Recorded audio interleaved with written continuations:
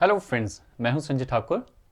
Friends, आपने देखा होगा कुछ बच्चों को कोई सब्जेक्ट या टॉपिक बहुत आसानी से समझ आ जाता है, जबकि वही सब्जेक्ट या टॉपिक कुछ बच्चों को समझ नहीं आता, उनको वो बड़ा मुश्किल लगता है। ऐसा क्यों होता है? कभी हमने जानने की कोशिश की? चलो आज हम इसी पर बात करेंगे कि किसी भी सब्जेक्ट या टॉपिक को कैसे आसानी से अंडरस्टैंड करें। ठीक है, तो फ्रेंड्स, किसी भी सब्जेक्ट या टॉपिक को अंडरस्टैंड करने से पहले हमें उस सब्जेक्ट या टॉपिक से रिलेटेड टर्मिनोलॉजी को अंडरस्टैंड करना जरूरी होता है। अब ये टर्मिनोलॉजी क्या होती है? टर्मिनोलॉजी जो होती है, ये स्पेसिफिक वर्ड्स होते हैं, एक्सप्रेशंस होते हैं जो कि किसी सब्जेक्ट, प्रोफेशन या एक्टिविटी से रिलेटेड होते हैं। जब तक हमें इन शब्दों की, इन वर्ड्स की जानकारी नहीं होगी, हमें कोई सब्जेक्ट या टॉपिक समझ नहीं आएगा। किसी भी सब्जेक्ट या टॉपिक को समझने से पहले हमें उससे रिलेटेड जो स्पेसिफिक वर्ड्स होते हैं, साइंस होते हैं, सिंबल्स होते हैं, उनको अंडरस्टैंड करना ज़रूरी होता है। जैसे हम मैथमेटिक्स की बात करें, मैथमेटिक्स में भी बहुत से सिंबल्स होते हैं, साइंस होते हैं, टर्म्स होती हैं।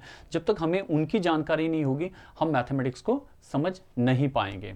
ठीक है, और उससे रिलेटेड क्वेश्चन भी हमें समझ नहीं आएंगे। जैसे इंग्लिश में एक कहावत भी है, if the question is understood the half question is done.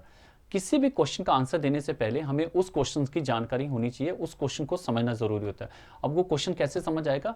जब हमें उसमें जो यूज हो रहे वर्ड्स हैं, सिंबल्स हैं, उनकी जानकारी होगी, तभी हम उस क्वेश्चन को अच्छे से अंडरस्टैंड कर पाएंगे।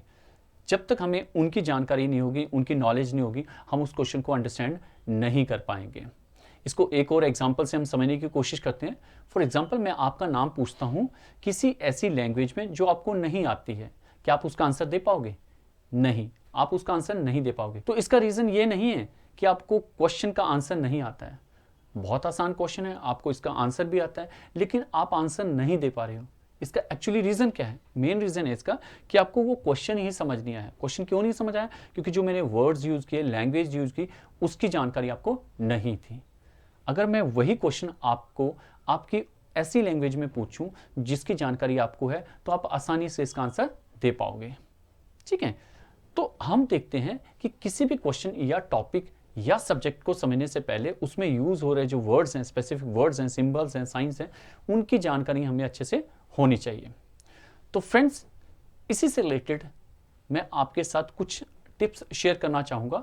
अगर आप उन टिप्स को अंडरस्टैंड करते हैं तो आप किसी भी सब्जेक्ट या टॉपिक को आसानी से अंडरस्टैंड कर सकते हैं। तो फ्रेंड्स, टिप्स शुरू करते हैं। फर्स्ट टिप है, try to understand the terminology.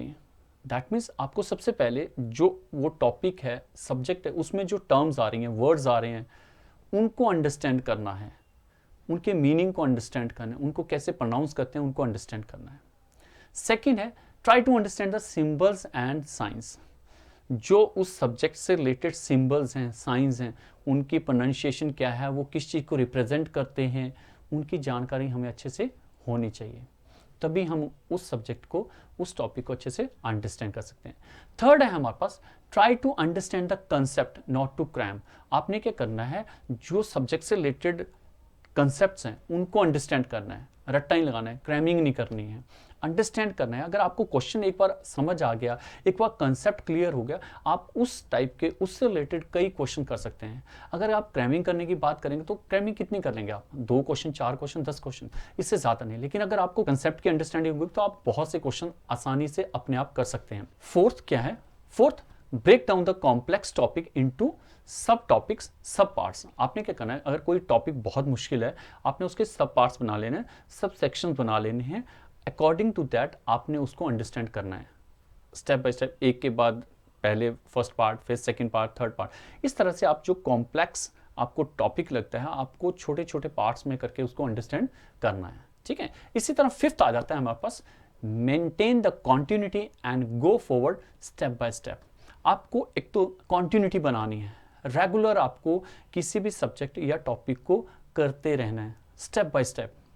मतलब आपने स्किप नहीं करना है। आपने जो फोर्थ पॉइंट में मैंने डिस्कस किए, जो आपने सब सेक्शन बना रखे हैं, सब पार्ट्स बना रखे हैं, उनको रेगुलरली करना है, एक के बाद दूसरा, दूसरे के बाद तीसरा। आपने बीच में स्किप नहीं करना है, क्योंकि अगर आप स्किप कर जाते हो तो आपको कंसेप्ट क्लियर नहीं होगा। जैसे अगर मैथमेटिक्स की बात करें, अगर जब तक हम लोग सपोज कर लो जैसे ट्रिग्नोमेट्री की बात करें, ट्रिग्नोमेट्री की एप्लीकेशन आप तब तक नहीं कर पाओगे, तब तक अंडरस्टैंड नहीं कर पाओगे जब तक आपको इंट्रोडक्शन ऑफ ट्रिग्नोमेट्री नहीं आता है। दैट मीन्स आपको इंट्रोडक्शन टू ट्रिग्नोमेट्री, आपको ट्रिग्नोमेट्री की जानकारी होनी चाहिए सबसे पहले, भाई ट्रिग्नोमेट्री है क्या चीज़ है। उसके बाद आप आगे फर्दर कर सकते हैं, क्वेश्चन को सॉल्व कर सकते हैं या उसके एप्लीकेशंस को सॉल्व कर सकते हैं। ओके तो फ्रेंड्स ये थे मेरे 5 टिप्स जिनको आप फॉलो करके किसी भी सब्जेक्ट या टॉपिक को आसानी से अंडरस्टैंड कर सकते हैं। ठीक है, उम्मीद है फ्रेंड्स आपको मेरे इस वीडियो से कुछ सीखने को मिला होगा। अगर हाँ तो लाइक का बटन प्रेस कर दीजिएगा। अपने फ्रेंड्स, अपने रिलेटिव के साथ मेरी ये वीडियो शेयर कर सकते हैं। न्यू वीडियो अपडेशन के लिए आप बेल आइकन को प्रेस कर सकते हैं। और अगर कुछ कमेंट करना चाहें, कुछ आपको लगता है कि इम्प्रूव करने की ज़रूरत है, तो मैं ज़रूर इम्प्रूव करूँगा। आप कमेंट बॉक्स में कमेंट कर सकते हैं। मेरे यूट्यूब चैनल लर्नो फैक्ट्स को सब्सक्राइब कर सकते हैं।